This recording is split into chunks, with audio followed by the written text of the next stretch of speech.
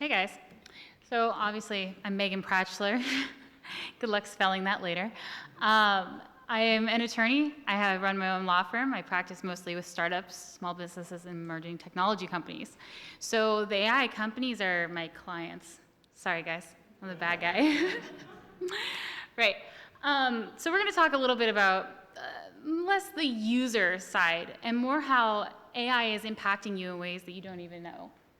Right. So to start, we're going to talk a little bit more about the hidden biases in AI, right? So AI is trained on human data, right? We trained it. It doesn't know anything on its own. But what that means is that it's just reflecting our own biases. And as much as we try to course correct, unfortunately, when you're training on biased data, you're going to get biased outputs. And you can tell it after the fact, oh, well, that's wrong. We don't want to have that in there. It's still going to take a lot to get it to eventually figure that out for itself, right?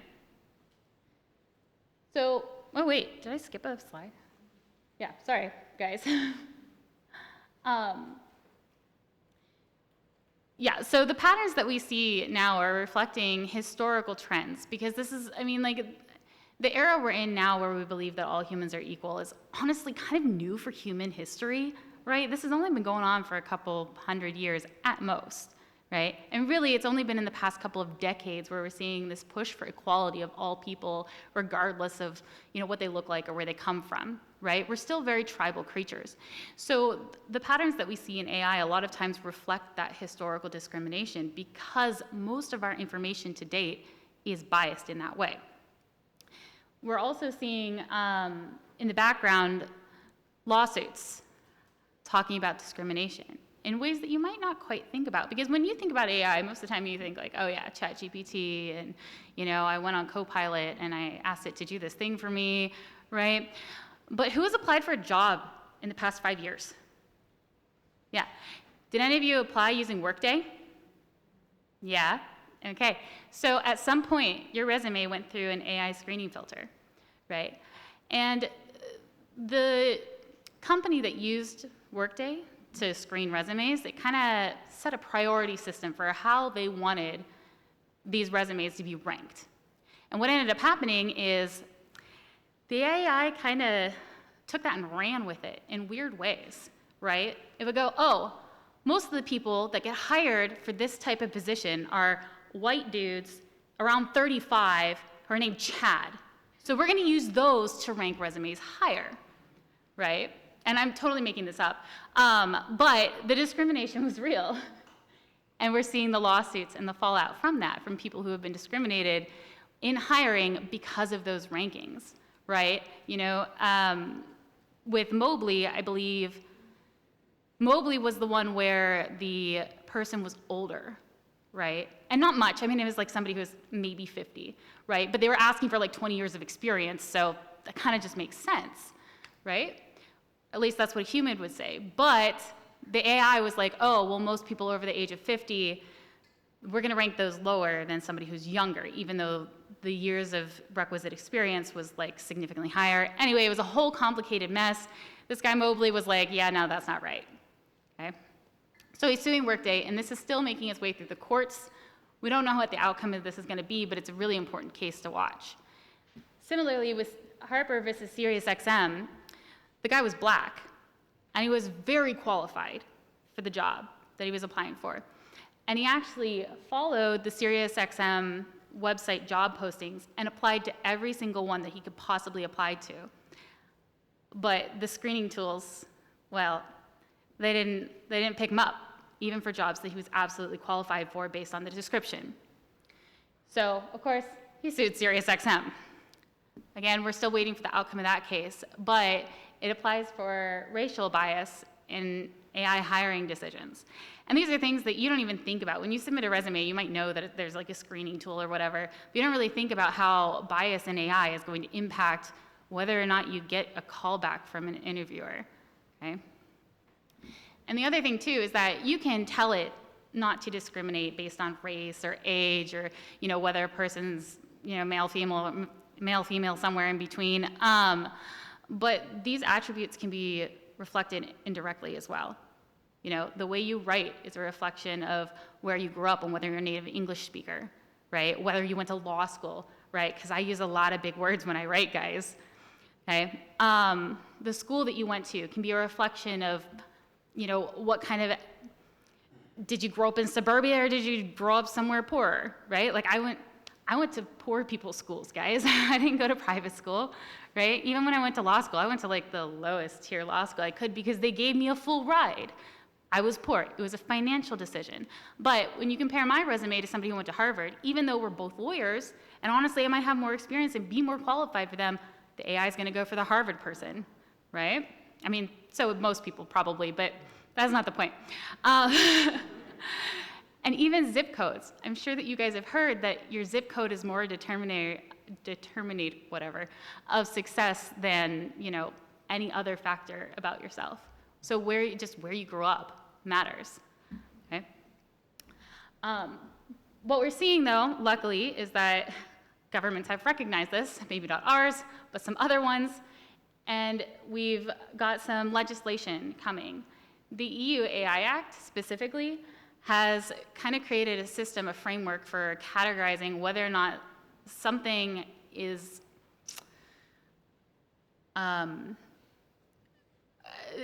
whether it should be treated carefully when AI is making these decisions. So personal characteristics like this are treated really heavily and regulated in really stringent ways. Like the algorithms have to be tested against bias and all of these other factors. So, you know, for low-level things like ChatGPT, it's not a huge deal, but when you're using it for an employment decision, it is a really big deal.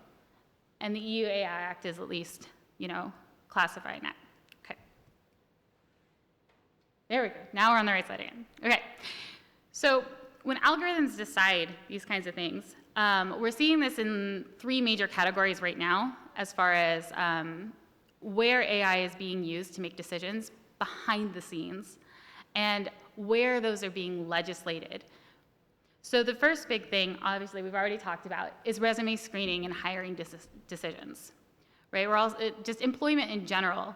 A lot of companies, especially the big ones, are using these to track employees and make decisions related to that. Insurance and healthcare decisions are the other big thing that might impact everyday people. So if you submit a claim to your health insurance, right, you're expecting it to either be approved or denied, at least here. And there are algorithms that will decide that for the healthcare companies now. And it was actually kind of a big deal because one of them was set to like a 90% denial rate. So AI was just rejecting all of them, all of these claims. And they actually got in big trouble for that. I don't remember which company it was, but it's probably one we've all heard of, and you might want to check your insurance. But they got in big trouble for that because obviously that's a problem, right? So that one has gotten a lot of subsequent legislation addressing it. And the other big one is consumer credit and financial risk scoring. And keep in mind with the bias, right, especially when it comes to Black people, and I cannot stress this enough, especially because, I mean, we live in Washington, we're mostly white people, but Black people have always had a harder time securing loans and credit, right? And that's reflected even in modern times with these kinds of consumer credit and financial risk scoring.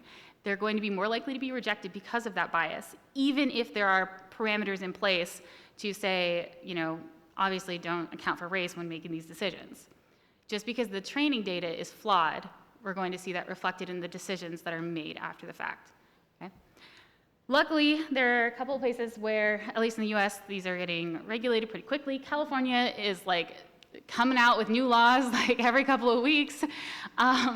Colorado came out with a really, really big, important one, actually, that we're really excited to see. But the point is, there are things in the works. At the same time, our current government at the federal level has announced today that, if you guys haven't read the news, that he's going to undo all of that. So, great. Totally big fan of that one. Okay. Maybe.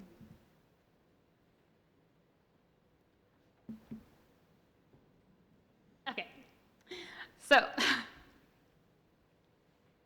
when oversight fails, right? So, of course, as part of, you know, knowing that these systems are flawed, you have to have human review of the ultimate decisions, right? But we are humans, we are also flawed. This is a recurring theme, right? We don't always detect the problem. So reviewers often rely on AI-generated explanations.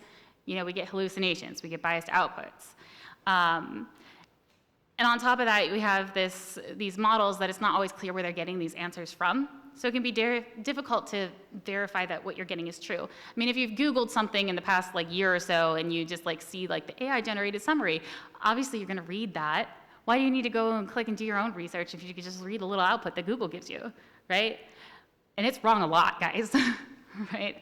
But if you're not double checking, you just want quick information, you know. But imagine this in the background, right? Making major decisions about you and your life. And then you see how this is part of an even bigger problem. The other big thing is jailbreaking. Yeah, you can very easily get ChatGPT to do something that it says it cannot do by asking it a different way. And that's not even jailbreaking. Jailbreaking is just removing that safety parameter altogether. And as Neil mentioned earlier, the minute a new model comes out, it's instantly jailbroken, like the same day. And honestly, the call is probably coming from inside the house on that one, guys. It's somebody within OpenAI who's doing it. Or at least that's my little conspiracy theory there. So yeah, it's really easy to get around the safeguards that are there. And honestly, I think they kind of want you to, because it gets you to be more engaged with it, right? If you have AI that's telling you all these wonderful things that you like to hear, of course you're gonna keep talking to it. And that engagement encourages you to spend more time with it, which encourages you to become addicted to it, which encourages you to spend money on it, right? So kind of like TikTok, you know, the more time you spend, the more money TikTok gets, except now it's AI and it's causing harmful outcomes. So again, we have regulations that are hopefully going to make this a little bit better, but we will see. The future is unknown when it comes to that, and it's basically impossible to predict right now. So that is all of my doom saying. Neil?